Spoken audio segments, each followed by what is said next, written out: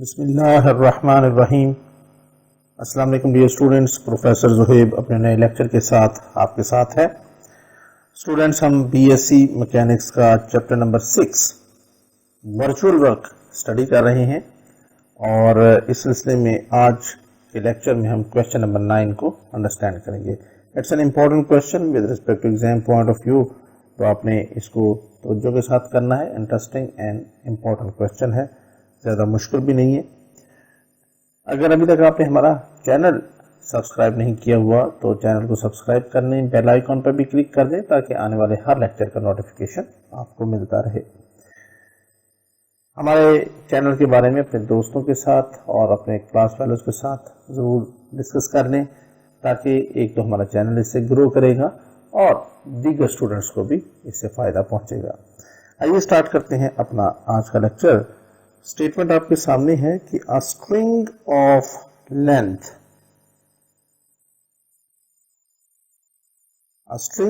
Length ए, यानी एक string है जिसकी लेंथ ए के बराबर है।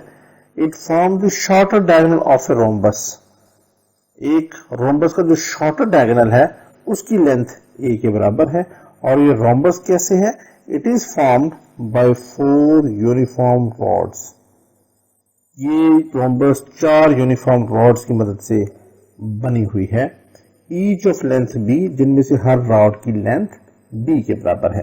तो यहाँ पे हमने पहले से ही ये फिगर ड्रॉ कर रखी है ताकि थोड़ा सा टाइम की बचत हो। कुछ स्टूडेंट्स की तरफ से ये कहा गया कि सर आप की वीडियोस थोड़ी सी लेंथी होती हैं, तो मजीद टाइम को कम करने के लिए मैंने अब फिगर्स को पहले से ड्रॉ करना शुरू कर दिया है।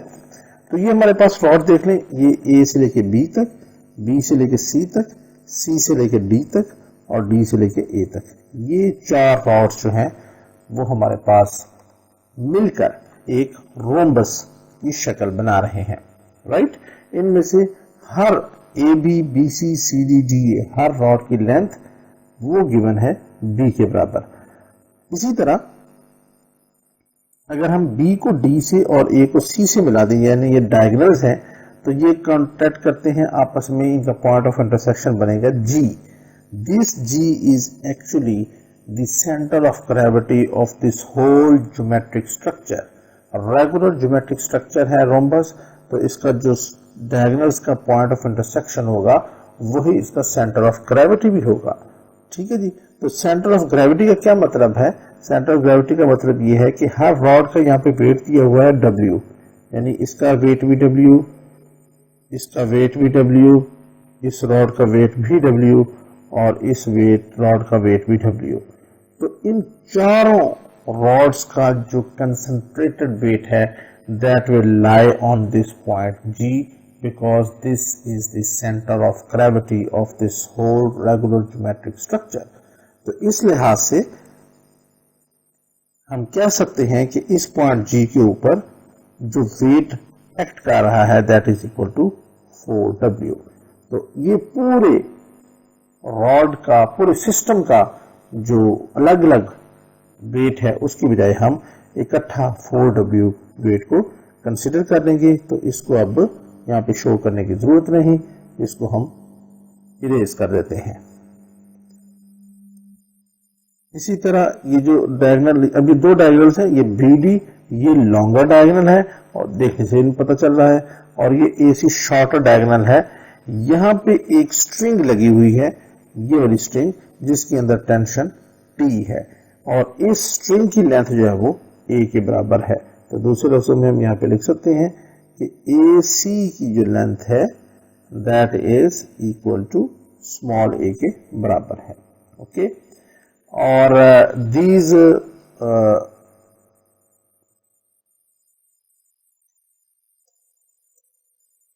all these rods are hang together if one of the rod is suspended in a horizontal position।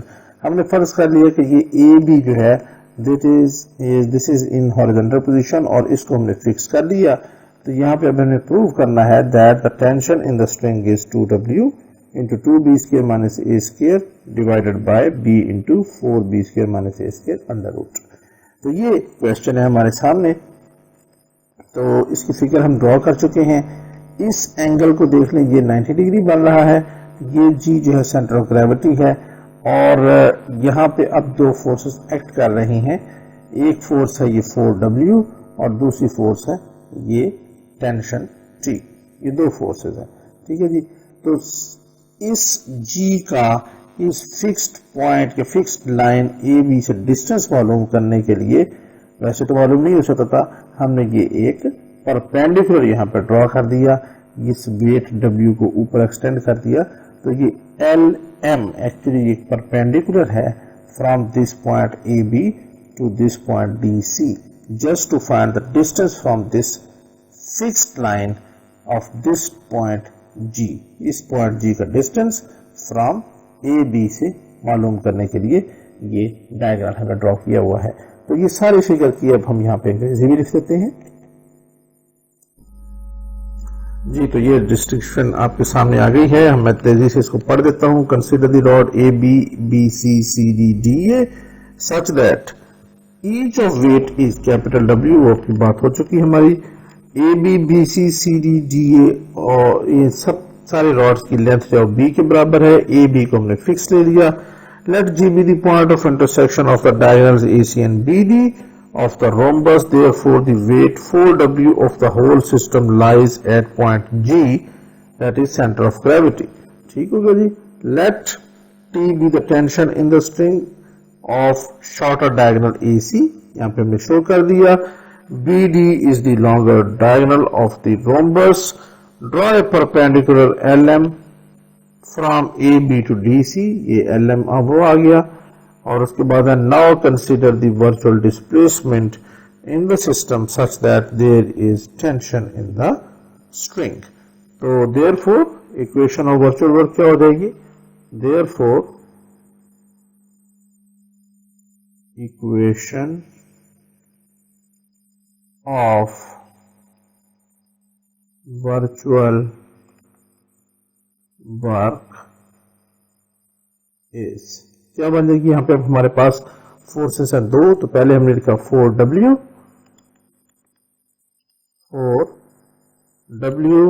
और इसका डिस्टेंस इस फिक्स पॉइंट से हम लेंगे, इस पॉइंट ये 4W जो है वो इस G से एक्ट कर रहा है, नीचे की तरफ G पे है, तो इस पॉइंट का जो डिस्टेंस है वो फिक्स पॉइंट से हमने मालूम करना है। इसके अंदर वर्चुअल डिस्प्लेसमेंट है, तो ये हो जाएगी LG, तो यहां पे आ जाएगा डेल्टा LG। और उसके बाद है दूसरी फोर्स टेंशन डेल्टा, और ये वर्चुअल डिस्प्लेसमेंट होगी फ्रॉम A से लेके C के दरमियान में, क्योंकि यहां पे हमारे पास क्या है? टेंशन है, स्ट्रिंग लगा हुआ है, तो ये हो जाएगा T delta AC। This is equal to 0। Tension के साथ हम जानते हैं हमेशा नेगेटिव साइन होता है, और W के साथ इस केस में क्या आएगा? यहाँ पे फिक्स पॉइंट ऊपर और वेट नीचे है, तो ये पॉजिटिव डायरेक्शन आएगी, क्योंकि जब वर्चुअल डिस्प्लेसमेंट इसमें आएगी तो वर्चुअल डिस्प्लेसमेंट भी नीचे की तरफ आएगी और वेट ऑलरेडी नीचे की तरफ एक्ट कर रहा होता है, तो दरमियानी एंगल 0 होगा। तो cos 0 1 के बराबर होता है, यानी virtual work done will be equal to positive. तो ये हमारे पास इक्वेशन नंबर 1 आ गई, हमारे पास इक्वेशन ऑफ वर्चुअल वर्क ये बन गई। अब इस इक्वेशन में हमने LG और AC ये मालूम करने हैं, इनकी वैल्यूज इसके अंदर मालूम करके पुट कर देंगे तो क्वेश्चन हमारा सॉल्व हो जाएगा। अब ये ऊपर वाली फिगर को हम दोबारा यहाँ पे पेस्ट कर देते हैं ताकि हमें बार बार स्क्रॉल ना करना पड़े। लीजिए जनाब, हमने इस फिगर को नीचे भी कॉपी कर दिया और इसमें एक चेंज भी की है। अब और से देखें कि LG हमने मालूम करना है, LG का जो डिस्टेंस है इसकी वैल्यू फाइंड आउट करनी है। ये किसी भी तरीके से मालूम नहीं हो रही, इसके लिए हमने क्या किया, हमने यहाँ पे एक AE परपेंडिकुलर ड्रॉ कर दिया है इसके मुकाबले पे। इससे हमें क्या फायदा होगा कि ये एंगल हमारे पास 90 डिग्री बन जाएगा। अगर हम ये एंगल किसी तरह मालूम कर लें और ये वाली ट्रायंगल AED सॉल्व कर लें जो कि राइट एंगल ट्रायंगल है और उसमें AE की वैल्यू फाइंड आउट कर लें, तो AE से हम फिर LG मालूम कर सकेंगे। वो कैसे? यहाँ पे एल एम और ए ई ये दोनों बराबर हैं, तो एल जी जो है वो इस ए ई का आधा होगा। क्या होगा? एल जी इस ए ई का आधा होगा। तो हम यहां पे लिख लेते हैं फिर कि वी ड्रॉ अ परपेंडिकुलर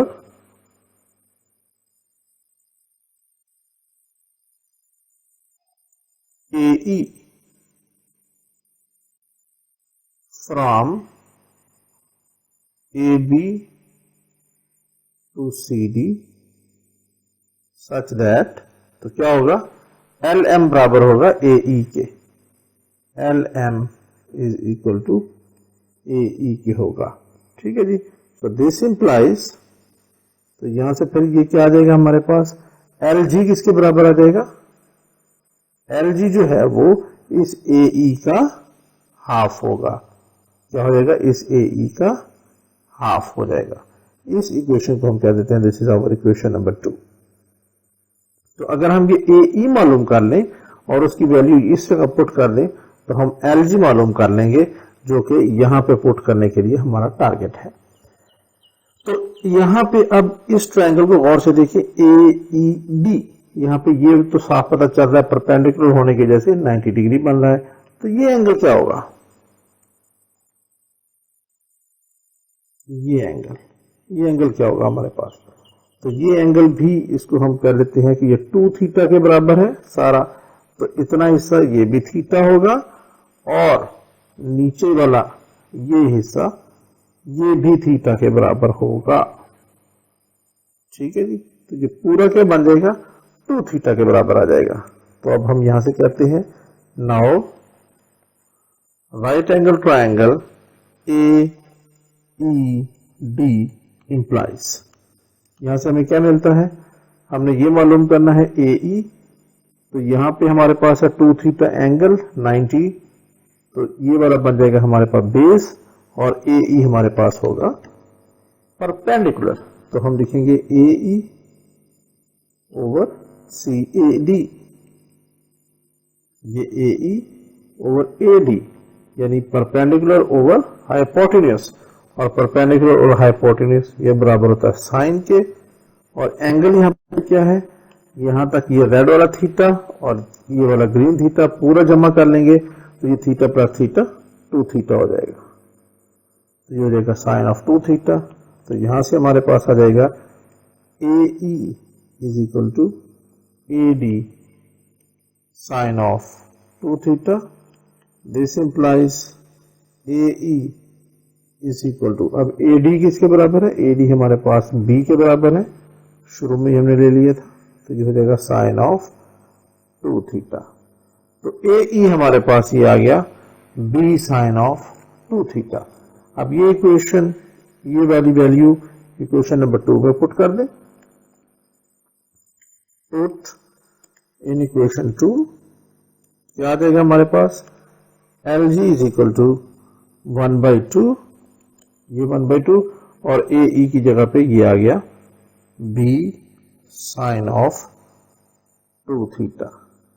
और स्टूडेंट्स ये वो पहला रिजल्ट है जो हमें मालूम करना जरूरी था। तो इसको हम इस तरीके से डिनोट कर देते हैं और इसका नाम रख लेते हैं this is our equation number 3। अब हमें मालूम करना है ए सी। देखिए ए से लेके सी तक। अब ए सी मालूम करना भी it's not an easy task. तो हम क्या करते हैं, अगर ये ट्राइंगल देखें गौर से, ए जी डी, फिर गौर से देखें ए जी डी, यहाँ पे 90 डिग्री है तो ये एक राइट एंगल ट्राइंगल है।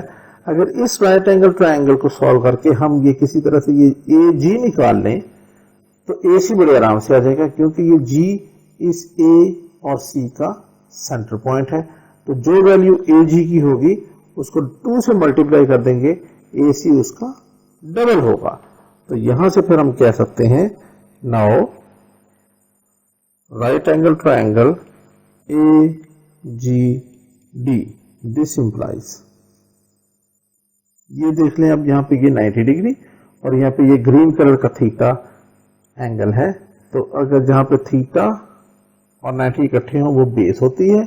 ये बन जाएगा AG अब परपेंडिकुलर, तो हम लिखेंगे AG ओवर AD, ये आ जाएगा परपेंडिकुलर ओवर हाइपोटेन्यूज, तो ये हमारे पास साइन के बराबर होता है और एंगल है यहाँ पे हमारे थीटा, तो ये हो जाएगा sine of theta. I hope question बिल्कुल क्लियर है। This implies AG is equal to AD sine of theta. This implies AG is equal to, अब AD हमारे पास B के बराबर है, तो ये हो जाएगा B साइन थीटा। तो गोया हमने AG मालूम कर लिया, तो यहीं से फिर हमारे पास आ जाएगा AC। AC जो है वो इस AG का डबल है, तो इसके साथ 2 के साथ मल्टीप्लाई हो जाएगा। This is equal to 2B sine of theta, और रीजन में आप लिख सकते हैं because AG is equal to 2 times AC। ठीक है जी, सॉरी ये AG is half of this, sorry ये AC इज, यहां पे गलती हो गई, AC is 2 times of this AG। तो ये हमने AC भी मालूम कर लिया, इसको भी अब हम यहाँ पे इस तरीके से डिनोट कर देते हैं, और ये जो इक्वेशन है इसका नाम हम रख लेते हैं, this is our equation number 4। अब यहाँ से इससे पहले कि हमने अब ये LG भी मालूम कर लिया, AC भी मालूम कर लिया, इनको हम यहाँ पे इक्वेशन नंबर 1 में पुट कर सकते हैं। लेकिन इससे पहले कि हम ये पुट करें, एक रिजल्ट और भी हमें फाइंड आउट कर लेते हैं जिसकी हमें आगे चल के जरूरत पड़ेगी, वो इसी क्वेश्चन नंबर 4 से निकलेगा। वो क्या हम करते हैं, देखें AC किसके बराबर है, A से लेके C तक की लेंथ हमें गिवन है, ये हमें बहुत शुरू में हमने पढ़ा था ये वाला कि a string of length A, इसकी लेंथ A के बराबर है, और यहाँ पे मैंने मेंशन भी किया हुआ था। तो AC की जगह पे आ जाएगा हमारे पास A is equal to 2B sine of theta. तो यहां से फिर हम साइन थीटा की वैल्यू निकाल लेते हैं, जिसकी आगे हमें जाकर जरूरत पड़ेगी। साइन थीटा जाएगा A ओवर 2B, और इस रिलेशन को हम इक्वेशन का नाम दे देते हैं, ये आगे जो यूज होना है इसका रख देते हैं, this is our equation number 5। अब ये सारी जो 2 वैल्यूज हैं इनको इक्वेशन नंबर 1 में पुट करते हैं। तो हम लिखते हैं put values in equation number 1। क्या आ जाएगा, 4W डेल्टा, और आगे है LG। ठीक है जी, इक्वेशन नंबर 1 में LG की जगह आ जाएगा हमारे पास ये 1/2 B साइन ऑफ 2 थीटा, आगे है माइनस T डेल्टा AC, और AC की जगह आ जाएगा 2B sine of theta, and this is equal to 0। अब इसको हमने सॉल्व करना है। यहां से आ जाएगा हमारे पास दिस इंप्लाइज, सिंप्लीफाई करते हैं, 2 2 दूनी 4 कट गया। अब ये 2 है, साथ में B है, इधर भी 2B है, तो 2B हम यहां से कॉमन निकाल लेते हैं। बाकी कह रहा है कि यहां पे W डेल्टा और sine of 2 theta, minus 2B बाहर निकल गया, बाकी रह गया हमारे पास T delta sine of theta, and this is equal to 0। अब ये कांस्टेंट है 2B, तो दोनों तरफ 2B से डिवाइड कर देंगे, तो हमारे पास 2B खत्म हो जाएगा। बाकी रह जाएगा हमारे पास this implies W delta sine of 2 theta minus T delta sine of theta, this is equal to 0। अब ये डेल्टा एक्चुअली डिफरेंशिएशन है, क्योंकि वर्चुअल डिस्प्लेसमेंट इस जगह पे हो रही है, तो इसको हम डिफरेंशिएट कर देते हैं। ये हो जाएगा w डॉट साइन 2 थीटा का derivative cos of 2 theta. 2 theta का डेरिवेटिव हो जाएगा 2 और थीटा का derivative delta theta, right, minus t into अब साइन थीटा का डेरिवेटिव कॉस थीटा और थीटा का derivative delta theta is equal to 0। I hope ये वाला पॉइंट आपको क्लियर हो गया होगा। अब यहां से ये डेल्टा थीटा कॉमन है, बाहर निकाल लिया, so this will be equal to w, बल्कि ये 2 भी है तो ये हो जाएगा 2w cos of 2 theta minus t cos of theta and this is equal to 0। अब स्टूडेंट्स यहाँ पे ये डेल्टा थीटा जो है दोनों तरफ हम डिवाइड कर नहीं कर सकते, because delta theta can not be equal to 0, because delta theta क्या है, it's a virtual displacement and displacement can never be equal to 0। So therefore ये जो है 2w cos 2 theta minus t cos of theta, this is equal to 0. This implies t cos of theta is equal to 2w cos of 2 theta। यहां से अगर हमें t निकालना हो तो यह आ जाएगा 2w cos of 2 theta divided by cos of theta. अब हम जानते हैं ट्रिग्नोमेट्री की थोड़ी सी application. This implies t is equal to 2w cos 2 theta बराबर होता है cos square theta minus sine square theta,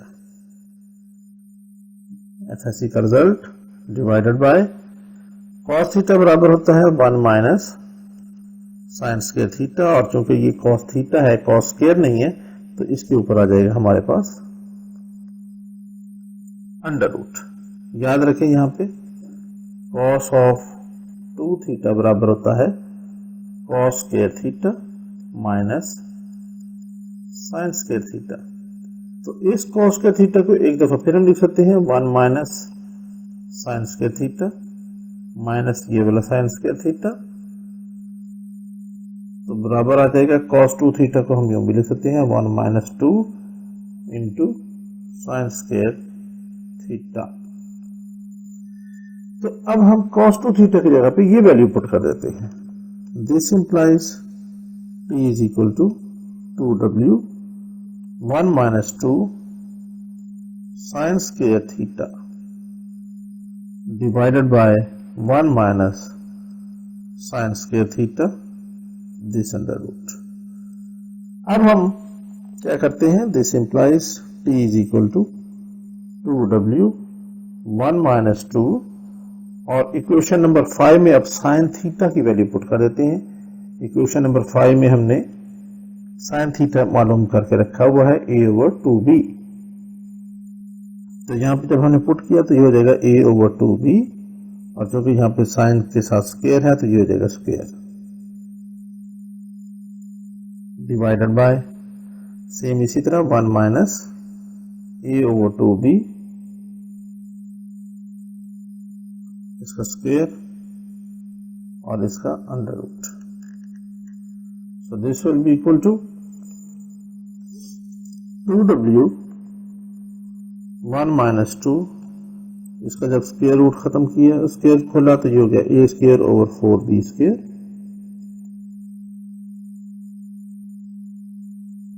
divided by 1 minus a square over 4b square.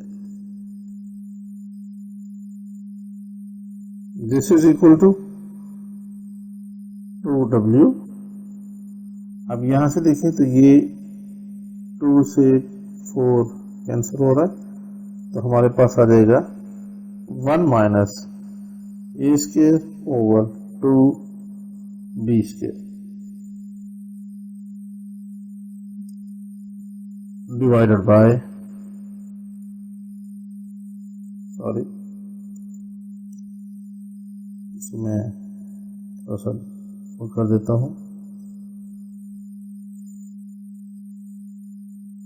ये आ जाएगा 4b स्क्वायर, इसका एलसीएम है तो बाकी बन जाएगा 4b square minus A square और इस सारे का under root. So this will be equal to 2w।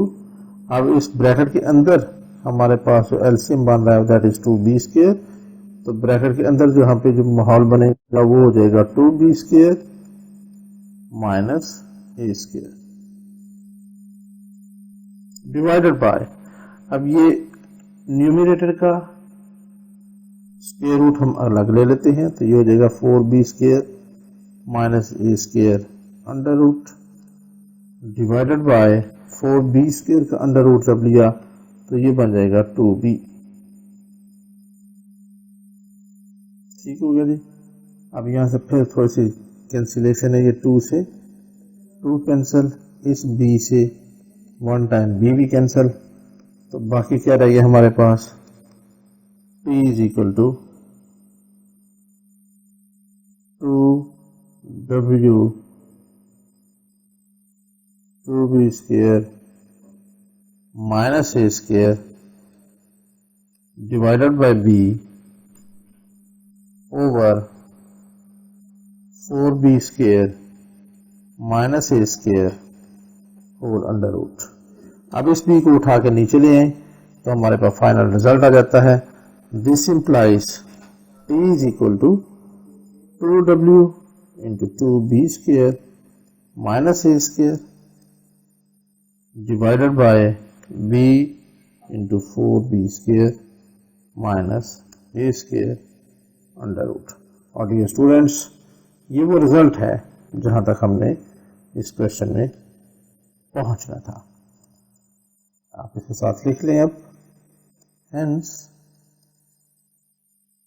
The proof. I hope students को ये क्वेश्चन आपको अच्छी तरह समझ में आ गया होगा। आसान क्वेश्चन है, कोई बिल्कुल मुश्किल नहीं है। बेसिक ट्रिग्नोमेट्रिक फंक्शंस और रेशियोज इसमें अप्लाई हो रही हैं।